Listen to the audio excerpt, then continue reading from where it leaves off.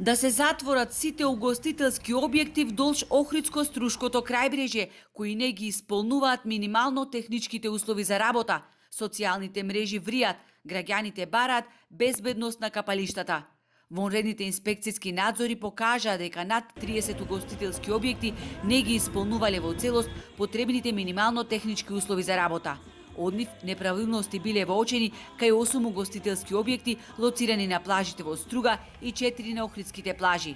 Една од најголемите трагедии во историјата на Македонија, катастрофалниот пожар во Кочани кој однесе 62 млади животи, треба да не освести дека безбедноста на луѓето не трпи импровизации во нити еден сегмент, вели Сашо Точков од Охридскиот Црвен крст.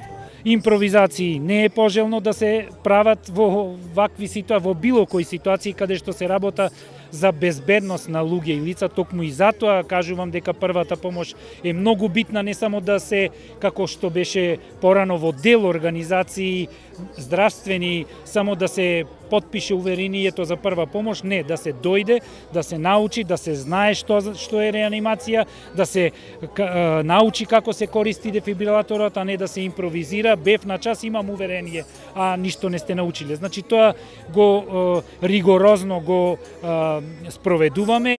Охридскиот центар за безбедност на вода, кој прераснува во регионален и е на ниво на врвните организации во целиот свет, особено во делот на подготвеност и действување при катастрофи, 5-та година е без бродот амбуланта. Да, апсолутно, тоа веќе 5 години го немаме, го ставивме како споменик во каналот да видат институциите колку беше потребно за интервенциите што ги имавме, но наскоро навистина имаме добра соработка со дел од европските земји, се надевам дека многу скоро ќе имаме и такво возило.